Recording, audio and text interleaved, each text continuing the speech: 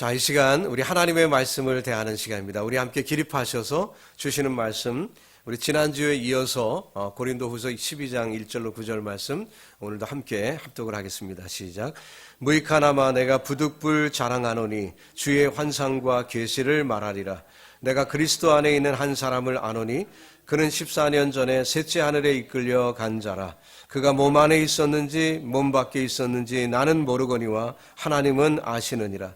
내가 이런 사람을 아노니 그가 몸 안에 있었는지 몸 밖에 있었는지 나는 모르거니와 하나님은 아시느니라.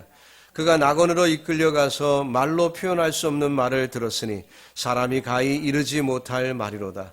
내가 이런 사람을 위하여 자랑하겠으나 나를 위하여는 약한 것들 외에 자랑하지 아니하리라.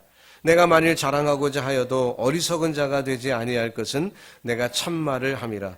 그러나 누가 나를 보는 바와 내게 듣는 바에 지나치게 생각할까 두려워하여 그만두노라. 여러 계시를 받은 것이 지극히 크므로 너무 자만하지 않게 하시려고 내 육체에 가시 곧 사단의 사자를 주셨으니 이는 나를 쳐서 너무 자만하지 않게 하려 하심이라.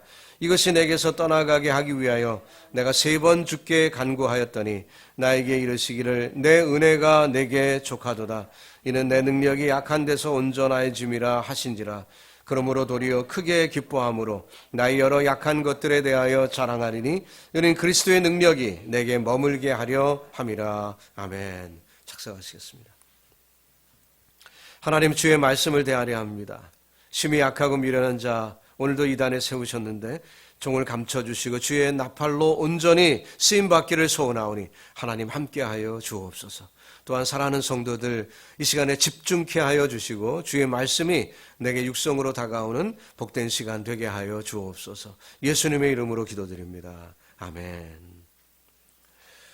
성도에게 왜 고난이 올까?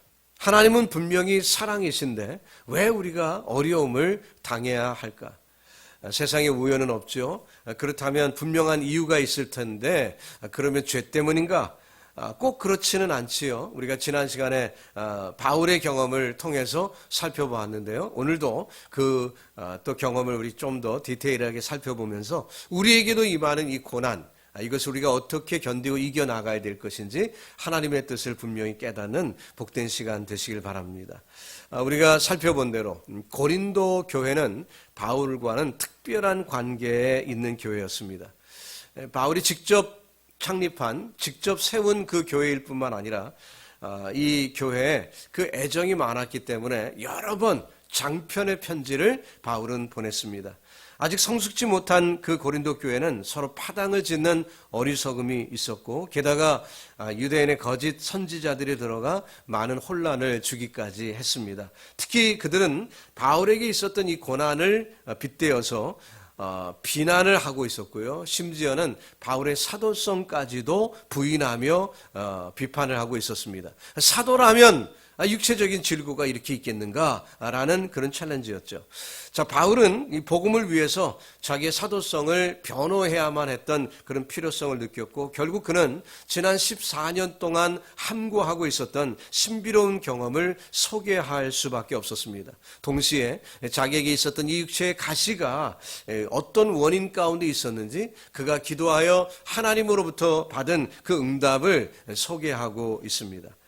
여러분, 우리에게는 성공도 있고요, 실패도 있지요. 성도가 성공을 할 때도 유혹이 있는 것이고 실패할 때도 시험이 있는 것입니다. 성공하면 교만의 시험이 올 수 있고요, 실패하면 비굴할 수 있는 시험이 또한 기다리고 있습니다. 그래서 우리가 이 둘 사이의 조화를 잘 이루는 것이 얼마나 중요한지 몰라요. 바울이 받은 그 은혜가 너무 크기 때문에 육체의 가시를 통해서 하나님은 교만하지 아니하도록 은혜의 조치를 하신 것이었죠. 그 깨달음이 바울에게 있었습니다. 여러분과 저에게도 혹시 이런 비슷한 경험이 있다면 하나님의 뜻을 분별할 수 있는 지혜가 있기를 주님의 이름으로 축복합니다.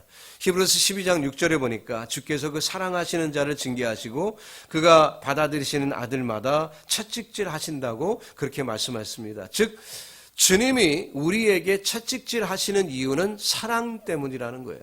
우리를 사랑하시기 때문에 우리가 시험에 들지 아니하도록 우리에게 은혜를 베푸신 것입니다. 바울은 그것을 응답으로 체험을 직접 했지요. 징벌받는 것이 그때는 즐거운 일이 아닐 것입니다. 그러나 우리가 덜 성숙되었을 때 그 징계는 우리를 더 성숙하게 만드는 그런 필수적인 요소였다는 거죠. 그래서 히브리서 12장 10절에 보니까 그들은 즉 육신의 아버지지요, 잠시 자기의 뜻대로 우리를 징계하였거니와 오직 하나님은 우리의 유익을 위하여 그의 거룩하심에 참여하게 하시느니라 했습니다. 육신의 아버지는 혹시 본인이 감정을 컨트롤하지 못해서 자녀를 학대하거나 혹은 심하게 야단을 칠 수가 있다는 거예요. 그렇지만 우리 영적 아버지는 그런 실수하시지 않는다는 거죠. 그렇기 때문에 우리에게 징계를 하신다면 우리를 위한 것이라는 것입니다. 하나님의 감정 때문이 아니라, 하나님이 기분 나빠서가 아니라, 하나님이 불편한 심기를 드러낸 것이 아니라 우리를 단련시키기 위하여 우리에게 징계하신다는 거죠. 그래서 우리를 용광로 같은 것을 통과하도록, 그래서 아주 순수한 모습을 갖출 수 있도록, 불순했던 모습들이 다 타버리고 없어지고 순수한 모습으로 나아갈 수 있도록 하나님이 우리에게 간섭하신다는 거예요. 그래서 베드로전서 1장 6절로 7절에 있는 말씀을 보니까 그러므로 너희가 이제 여러 가지 시험으로 말미암아 잠깐 근심하게 되지 않을 수 없으나, 베드로는 그 시험이 잠깐이라고 얘기했죠. 오히려 크게 기뻐하도다. 너희 믿음의 확실함은 불로 연단하여도 없어질 금보다 더 귀하여 예수 그리스도께서 나타나실 때에 칭찬과 영광과 존귀를 얻게 할 것이니라 했습니다. 즉 주님 나라 임할 때 우리가 하나님 앞에 서는 순간에 칭찬받게 그 수준으로 이끌어 주시기 위하여 우리가 잠깐 동안 고난을 받음으로 인해서 우리가 더 성숙하게 되어진다고 말씀하고 있는 것입니다. 여러분과 저에게 혹시 고난이 올 때 그 뜻이 이루어지기를 주님의 이름으로 축복합니다. 그래서 그 고난을 통해 우리가 다 연단받고 말이에요. 그래서 더 순수한 모습으로 하나님 앞에 설 수 있기를 바랍니다. 게다가 이 고통은 우리를 보호해 주시는 역할을 하기도 합니다. 자, 바울을 예로 보면 삼천천의 경험을 했어요. 천국을 본 것입니다. 그러기 위해서 정말 그에게 필요했던 많은 일들이 있었겠지만 그런 경험 외에도 수많은 교만할 수 있는 기회들이 그에게 얼마든지 있었죠. 예를 들면 우리가 아는 것만 하더라도 그의 백그라운드가 대단하지 않습니까? 날 때부터 로마 시민권자였고요. 그는 가말리엘 문화생이었고 혈통으로 보거나 모든 것에서, 학문이나 이 모든 것에서 정말 그는 교만할 거리들이 많았습니다. 게다가 그는 어떤 일이 있었습니까? 그의 손수건만 대도 병이 낫는 그런 엄청난 능력을 행사했어요. 그러니까 정말 교만할 수 있었죠. 그런데 그에게 있었던 이 육체의 가시는 바울을 이 교만이라는 것으로부터 보호해주는 보호막의 역할을 했다는 것입니다. 여러분, 저와 여러분에게도 혹시 장점들이 있죠. 그러나 하나님께서 우리에게 때로 고난으로 인도하시는 이유는 그 장점들 때문에 교만할 수 있는 우리의 연약함을 주님이 아시기 때문이라는 것입니다. 언젠가 제가 읽었던 글인데요. 그런데 누가 쓴 글인지는 모르겠어요. 그냥 컴퓨터에 제가 써놨던 글인데, 우리는 큰 일을 하기 위해 큰 힘을 구한다. 그러나 주님은 순종을 위해 연약함을 주셨다. 우리는 위대한 일을 위해 건강을 구한다. 그러나 주님은 성숙을 위해 연약함을 주셨다. 우리는 상을 즐기려고 모든 것을 구하지만 주님은 모든 것을 즐길 수 있도록 영생을 주셨다. 제가 심장마비로 인해서 정말 약함을 경험할 수밖에 없었죠. 40대에 정말 패기 있게 목회를 좀 열심히 해보려고 이제 모든 것이 준비되었다, 여의땅 그런 심정으로 목회를 열심히 하고 있었을 때 갑자기 심장에 어려움이 생겨서 하루아침에 주저앉았어요. 너무 낙심했을 때 제가 이 글을 보게 되었어요. 얼마나 참 제가 위로를 받았는지 몰라요. 큰 일을 하기 위해 큰 힘을 구했는데 하나님은 순종을 위해서 연약함을 주셨다. 위대한 일을 위해서 건강 달라고 했는데 오히려 성숙함을 위해서 연약함을 주셨다. 꼭 제 얘기를 하는 것 같더라고요. 그래갖고 제가 그때 써놨는데 누가 한 얘기인지는 제가 안 써놔갖고 잘 모르겠습니다. 어쨌든 제가 참 은혜를 많이 받은 그런 구절이에요. 우리가 조금 전에 불렀던 찬송, 날 구원하신 주 감사, 모든 것 주심 감사, 지난 추억이 내 감사 주 내 곁에 계시네 응답하신 기도 감사 거절하신 것 감사 헤쳐나온 풍랑 감사 모든 것 채우시네 아픔과 기쁨도 감사 절망 중 위로 감사 측량 못할 은혜 감사 크신 사랑 감사해. 예, 가사 구구절절이 정말 고난받은 성도가 그 고난의 이유를 깨달았을 때 부르던 찬양이죠. 여러분, 저와 여러분에게도 때로 가시가 있고 고통이 있을 때 하나님의 뜻을 발견하시고 믿음 가운데 승리하기를 예수님의 이름으로 축복합니다. 오늘은 더 이 가시에 대한 이야기를 좀 더 하려고 하는데요. 바울은 이것을 사탄의 사자다 이렇게 표현을 했습니다. 즉 인간의 삶에 고난이 올 때 하나님이 직접 우리에게 고난을 주시는 것이 아니라 사탄이 주는 거라는 거예요.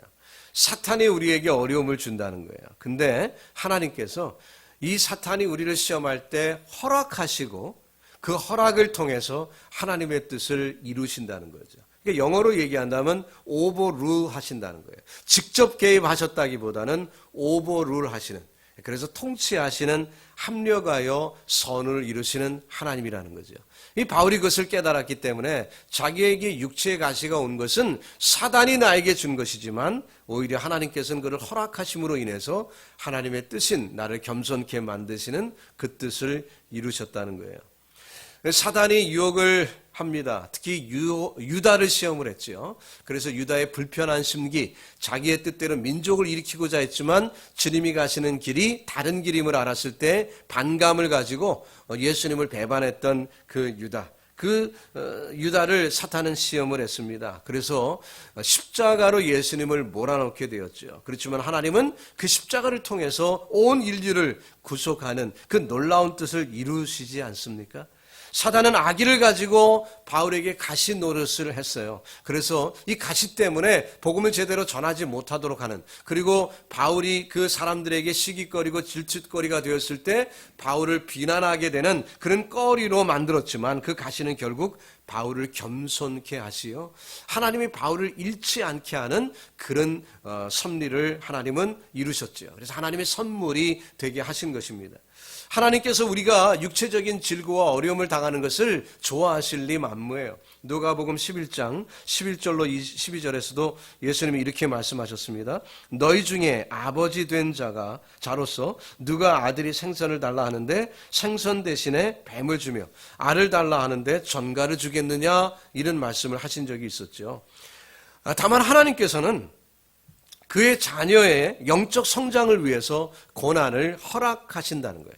그래서 히브리서 12장 11절에 보니까 무릇 징계가 당시에는 즐거워 보이지 않고 슬퍼 보이나 후에 그로 말미암아 연단 받은 자들은 의와 평강의 열매를 맺느니라 했습니다. 당시에 그 순간에는 즐거워 보이지도 않고 슬퍼 보입니다. 힘들죠, 어렵죠, 아프죠. 그렇지만 나중에 어때요? 하나님이 주시는 의와 평강의 열매를 맺을 것이다 라고 약속하고 있습니다. 그래서 하나님은 우리가 힘들어하는 것, 우리가 고통스러워하는 것 기뻐하시지 않아요. 그러나 아버지도 아파하시면서 우리에게 고난을 허락하시는 거죠. 왜? 열매를 맺기 때문에. 그렇다고 억지로 고행을 할 필요는 없는 것이지요. 하나님의 가시는 스스로 제조한 것이 아닙니다. 하나님의 필요에 의해서 사단이 우리를 시험할 때 하나님이 허락하신 거라는 거죠. 바울은 그것을 분별하는 은혜를 받았습니다. 그래서 하나님께 컴플레인하지 않지요. 하나님, 왜 나를 이렇게 힘들게 합니까? 하나님, 왜 이렇게 나를 어렵게 만드세요? 예, 하나님이 하신 게 아니거든요. 사탄이 한 거거든요. 다만 하나님이 사단이 그렇게 유혹하는 것을 허락하신 것뿐입니다. 욥기를 통해서 우리가 잘 알지 않습니까? 하나님이 직접 욥에게 어려움을 준 게 아니지요. 사단이 욥을 시험하겠다는데 하나님이 그래 한번 해봐라 라고 허락을 하신 거예요. 그래서 우리는 이 어떤 그 과정을 잘 알아야 됩니다. 우리에게 고난이 오는 그 패러다임을 우리가 잘 알아서 그것에 올바로 대처를 해야 되겠죠. 자, 만약에 우리에게 고난이 없다면 교만했을 것이라는 것입니다. 자, 물컵이 있어요. 물컵에 물이 꽉 차 있으면 좋을 것 같지만 어때요? 물이 꽉 차 있으면 물을 옮길 때 어떤 일이 벌어집니까? 스필하죠. 물을 엎지르게 되어 있어요. 꽉 차 있으면 물을 한 방울이라도 안 떨어뜨리기가 어렵습니다. 조심조심 해도 떨어지죠. 그래서 약간 덜 차 있는 것이 훨씬 유익합니다. 그래야 물도 손해를 안 보고 흘리지 않으니까 또 우리가 이렇게 시간도 세이브하고 안전하게 물을 옮기고 또 목적에 따라 마시기도 하고 뭐 그럴 수가 있는 건 아니겠습니까? 그런 것처럼 약간 모자란 게 오히려 은혜라는 거예요. 약간 모자란 게 은혜라는 거예요. 적당히 모자란 것, 그것이 좋은 거죠. 우리가 타는 자동차도 타이어 프레셔를 너무 뺑뺑하게 채워놓으면 말이에요. 이 승차감이 좋지 않습니다. 차가요 통통 튀고 그 별로 좋지 않아요. 약간 타이어 프레셔가 적어야 이게 승차감도 좋고 스무드하게 차가 갈 수 있어요. 또 타이어가 마모되는 것도 타이어가 너무 뺑뺑하면 말이죠. 이게 둥그렇게 돼갖고 밑바닥에 달아서 오랫동안 못 씁니다. 약간 타이어가 프레셔가 적어야 그래서 평평하게 이 땅의 지면에 닿아야 이 타이어가 또 오래 쓸 수 있는 거예요. 그래서 이 적당하게 프레셔가 적은 것이 좋은 거죠. 이 모든 원리가 그렇습니다. 그래서 우리가 인생 가운데 내가 완벽하고 내가 정말 모든 것이 실수 없이 다 잘하기를 원하는 그 퍼펙셔니스트적인 그런 성격의 소유자들은 늘 헤드에이크예요. 자기 마음대로 안 되거든요. 늘 뭔가 부족하니까 그것 때문에 늘 불평과 원망이 있거든요. 혹시 퍼펙셔니스트적인 그런 그 완벽주의자적인 성격이 있는 분들은 그것도 교만해요. 어떻게 완벽할 수 있겠습니까? 피조물이. 그래서 우리가 부족을 인정하고 이웃이 부족한 것도 인정하고 내 아내나 남편이 부족한 것도 인정하고 내 자신에게 부족한 것도 인정하고 그렇게 겸손히 사는 것이 좋은 것입니다. 그것이 하나님의 뜻이에요. 여러분 늘 하나님의 뜻을 판단하시고 주의 뜻대로 믿음 가운데 살 수 있기를 바랍니다. 하나님이 우리에게 좀 부족하게 만드신 것이 있을 때 감사합니다, 주님. 내가 이것 때문에 겸손할 수 있습니다. 오히려 하나님의 뜻을 발견하시고 믿음으로 사시기를 바랍니다. 교회도 마찬가지예요. 하나님의 교회지만 인간끼리 모였잖아요. 이게 교회에 부족함이 있는 거예요. 그 부족함이 눈에 띄는 분들이 있습니까? 그걸 뭐 하라는 거예요? 비판하는 게 아니라 내가 그 부족함을 채우라고 하나님이 주신 거예요. 그 부족함이 안 보이는 사람들도 있어요. 그런데 부족함이 늘 보이는, 눈에 띄는 그런 분들이 있거든요. 그러면 그분이 가서 그 부족을 채우면 되는 거예요. 예를 들어서 바닥에 휴지가 하나 떨어졌어요. 남들은 눈에 안 띄는데 내 눈엔 띄었어요. 그러면 뭐지요? 내가 주스면 되는 거예요.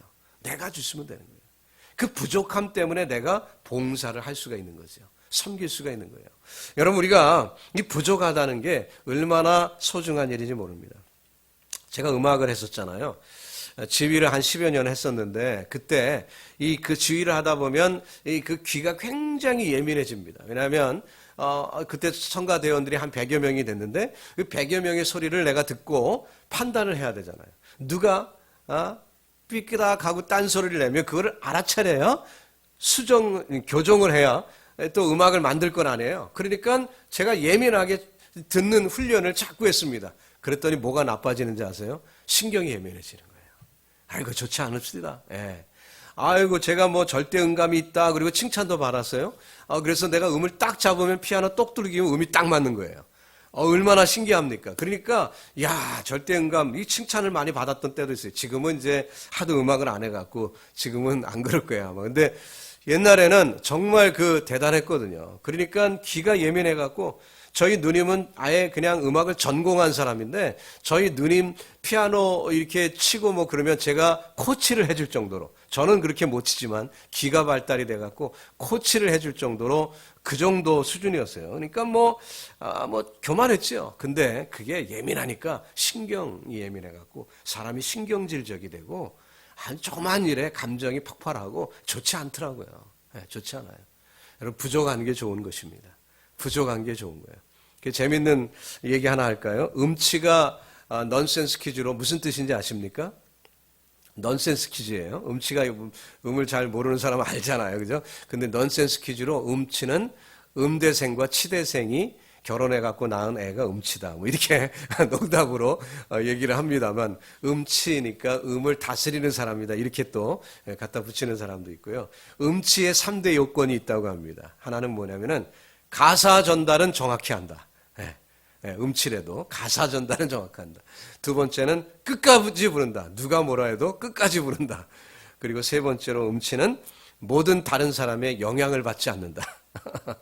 그래서 자기 거지것대로 부르는 사람이 음치다. 뭐 이렇게 농담을 하는 적이 있어요. 근데 저는 음악을 했던 사람이기 때문에 좀 너무 센시티브하다 보니까 음치가 오히려 부럽기도 해요. 차라리 그냥 모르면 편하겠다 하는 그런 생각을 하기 때문이죠. 알면서도 절제하는 건 굉장히 어렵습니다. 그래서 여러분 어떤 분야든 우리가 모자란 부분이 있다면 감사하시기 바랍니다. 왜냐하면 하나님의 은혜예요. 그것도 나에게 주신 은혜입니다. 자, 바울은 자신에게 육체의 가시가 왜 있는지를 깨달았어요. 그래갖고 이 가시에 대한 태도가 변합니다. 근데 그가 이 가시가 그에게 왜 있는지 깨닫는 그런 장면이 있어요. 3번이나 기도했다 그랬잖아요. 얼마나 간절히 기도했겠습니까? 그런데 그가 깨닫게 되는 순간에 뭘로 깨달았냐면 말씀으로 깨달았어요. 9절 말씀해 보니까 나에게 이르시기를 But he said to me 그분이 내게 말씀하기를 주님이 말씀하셨어요. 즉 말씀으로 깨달았다는 거예요. 여러분 우리가 하나님의 말씀을 들어야 합니다. 하나님의 말씀이 응답이고 하나님의 말씀이 깨달음의 근거예요. 거기에 답이 있는 것입니다. 바울은 기도할 때 자기 말만 늘어놓고 하나님 내가 이렇게 패티션합니다. 요청합니다. 하나님 내 요청 들어주세요. 기도 끝. 이렇게 하는 것이 아닙니다. 그는 열심히 간절히 자기의 뜻을 가지고 하나님 앞에 간구하였지만 귀를 쫑긋하고 기울였어요. 그랬더니 은밀한 가운데 주님이 말씀하신 것입니다. 12장 9절 하반절 9절을 계속 읽어나가면 나에게 이르시기를 내 은혜가 내게 족하도다. My grace is sufficient for you.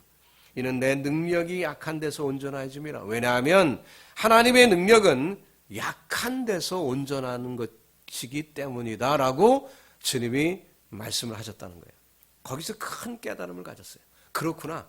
하나님의 뜻이 이루어지는 것은 완벽한 데서 이루어지는 것이 아니라 약한 데서 온전하여지는 것이 하나님의 뜻이구나. 그러니까 내게 부족한 이 부분은 그 약한 부분은 하나님의 온전함을 이루는 도구가 되는 것이구나. 이것을 바울이 깨달았다는 거예요. 그래서 바울은 하나님이 바울을 인도하실 때 이 용광로를 준비하신 거죠. 그래서 그 용광로의 불이 바울의 불순물을 태워버리는, 그래서 더욱더 순수한 것으로 만드는 하나님의 뜻이었다는 거예요. 여러분이 아시잖아요. 용광로의 불이 금을 못 쓰게 만들지 않습니다. 오히려 금을 더 순금으로 만드는 거죠. 그런 건 아니겠어요? 연단하면 연단할수록 더 정금이 나오고 더 강한 쇠가 나오는 건 아니겠습니까? 여러분과 저에게 연단받는 것이 있다면, 연단받음이 있다면은 바울이 깨닫는 것처럼 My grace is sufficient for you. 주님의 은혜가 내게 족하구나 하는 그 깨달음으로 여러분 믿음으로 승리하기를 바랍니다. 두 사람이 여행을 하고 있었어요. 어떤 현자가 그에게 조언을 했습니다. 나무를 베어 가지고 가라. 그러면 요긴하게 쓰일 것이요. 이렇게 얘기했어요. 그래서 한 사람은 뭐 나무가지 것 하고 나무가지 조그만 거 이쑤시개만한 나무 하나 달랑 꺾어갖고 주머니에 넣고 갔어요. 그런데 한 사람은 말이죠. 뭔가 쓸모가 있을 것이라는 얘기를 듣고 큰 나무를 베갖고 그거를 지고 땀을 뻘뻘 흘리며 여행을 합니다. 한참을 가다 보니까 절벽이 있는데 저쪽 절벽하고 사이가 있어갖고 건널 수가 없는 거예요. 그래서 이쑤시개만한 가지를 갖고 갔던 사람은 돌아갈 수밖에 없었고, 이 큰 나무를 가지고 갔던 사람은 어떨까요? 그 나무를 걸쳐놓고 다리 삼아서 건널 수가 있었다는 거예요. 참 지혜로웠던 사람이죠. 둘째 사람은 건널 수 있다는 것. 그 나무가 뭘 상징하는 걸까요? 우리에게는 십자가죠. 하나님이 우리에게 주시는 십자가가 있습니다. 어떤 십자가가 있든 여러분 마다하지 마십시오. 십자가를 외면하지 마십시오. 십자가 지기를 기뻐하시기 바랍니다. 내게 가시를 주신 주님의 뜻을 발견하고 그 뜻대로 승리하는 것입니다. 바울이 또 깨달은 것은 이 은혜를 하나님이 이미 주셨다는 거예요. 지금 주신 것이 아니라 이미 주셨다는 거죠. 그래서 하나님이 내 은혜가 내게 족하도다 할 때는 이미 주신 은혜를 그가 생각하게 됐다는 거죠. 우리가 하나님께 은혜를 구하기 전에 하나님이 이미 우리에게 은혜를 주셨습니다. 그것을 우리가 발견하는 거죠. 그것이 자족의 의미고 그것이 발견할 때의 기쁨인 거예요. 여러분, 삶 가운데 주어진 고난 때문에 힘들어 하셨습니까? 실패한 결혼 때문에 아파하십니까? 마음에 안 드는 직장 때문에 고민하십니까? 무정한 부모나 속썩이는 자녀 때문에 마음 아파하십니까? 육체의 질고나 사업의 실패로 혹은 실직으로 인해서 재정적인 압박을 받고 있습니까? 내 은혜가 내게 족하다. 우리의 연약함이 오히려 하나님의 강함을 드러내는 그런 증거이고요. 우리의 연약함이 하나님을 붙드는 이 손을 더 강하게 해서 하나님을 더 열심히 붙들게 하는 줄로 믿습니다. 그렇기 때문에 내게 앞되어 오는 고난도 은혜예요. 내게 어려움이 오면 은혜입니다. 여러분, 믿음으로 대처하여 승리하기를 주의 이름으로 축복합니다. 자, 이 모든 것을 깨달은 후에 바울에게 있었던 가시가 무뎌졌습니까? 찌르는 힘이 약해졌나요? 아니죠. 여전히 그 가시는 아프게 그를 찔러옵니다. 그러나 그럴수록 그 마음속에 바울은 기쁨이 늘 넘치게 됐어요.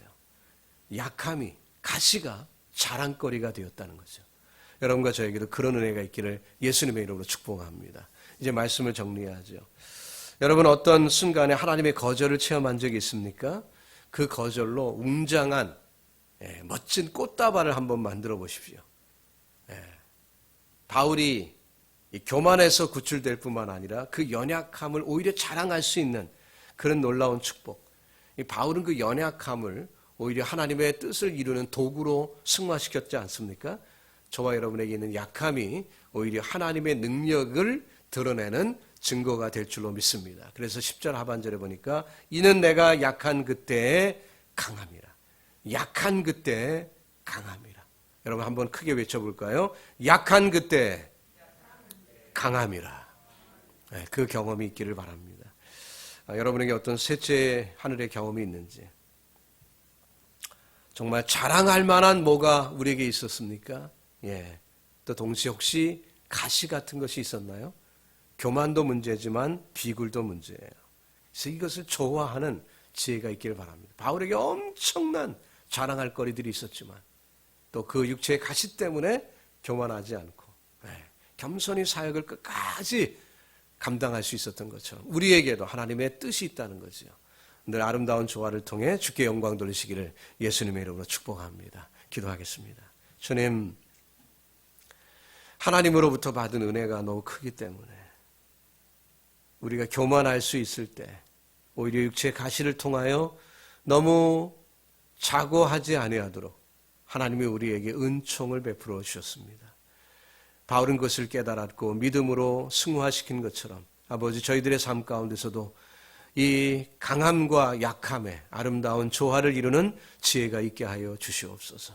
그래서 겸손히 하나님을 향하게 하시고 하나님의 능력이 내가 약할 그때 곧 강함으로 드러나는 축복을 경험케 하여 주옵소서.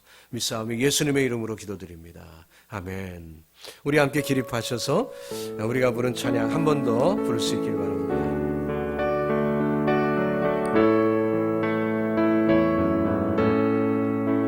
날 구원하신 주 감사, 모든 것 주심 감사, 지난 추억이네 감사, 주 내 곁에 계시네, 향기로운 봄철의 감사, 외로운 가을날 감사, 사라진 눈물도 감사,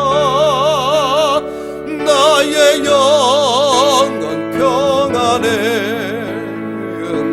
응답하신 기도 감사, 거절하신 것 감사, 헤쳐나온 풍랑 감사, 인해 아픔과 기쁨도 감사, 절망 중 위로 감사, 측량 못하는 애 감사, 크신 사랑 감사해, 길가에 장미꽃 감사, 장미 가시도 감사, 따스한 가정 희망 주신 것 감사, 기쁨과 슬픔도 감사, 하늘 평안을 감사, 내일의 희망을 감사, 영원토록 감사해. 이 시간 이 가사를 생각하며 말씀을 기억하며 하며 기도하는 시간 갖기를 바랍니다. 우리 주여 한번 외치고 같이 기도합니다. 주여! 살아계신 아버지 하나님, 정말 우리가 자랑할 것이 많고 정말 교만할 수도 있는 수많은 일들이 있었습니다. 그러나 아버지, 그 교만의 위기가 있음을 주님은 아시기에 사단의 유혹을 허락하시어 아버지, 우리에게 가시가 우리에게 있었고 그 가시로 인하여 우리를 고난하게 만들었습니다. 그러나 내가 깨닫고 보니 그 가시가 나를 겸손케 하였으며 아버지, 하나님의 뜻을 이룰 수 있는 놀라운 축복을 허락하셨습니다. 바울은 그러기에 내가 곧 약할 때 강함이라, 약할 때 강함이라, 그것을 깨닫고 하나님 앞에 나아가는 것을 봅니다. 하나님, 우리에게도 그 믿음을 허락해 주시고 하나님의 뜻을 깨달으며 믿음으로 살아가는 죄를 낼 수 있도록 내 주여 인도하여 주시옵소서. 하나님의 베푸신 은혜를 기억하게 하시고 주의 영광이, 주의 하나님의 능력이 내게 임하여 하나님의 뜻을 이루는 죄를 낼 수 있도록 내 아버지 인도하여 주시옵소서. 주님 함께 하실 줄로 믿습니다. 아픔과 기쁨도 감사, 절망 중 위로 감사, 측량 못하는 애 감사, 크신 사랑 감사해.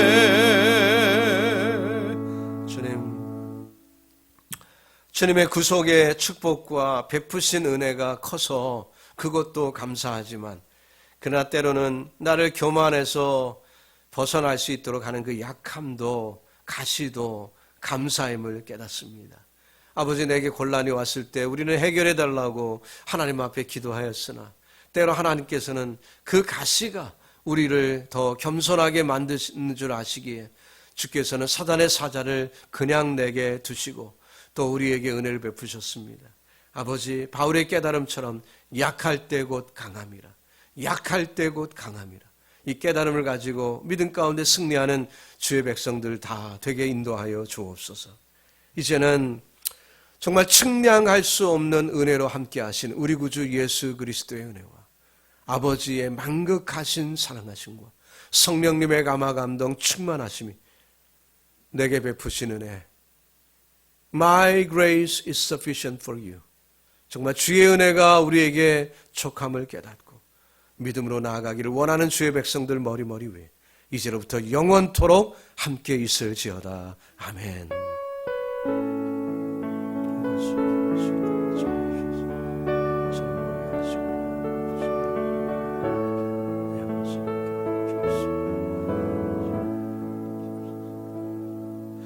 예배는 마쳤습니다. 여러분 또 한 주간 살아가실 때 기쁨으로 승리하는 한 주간 되시길 바랍니다.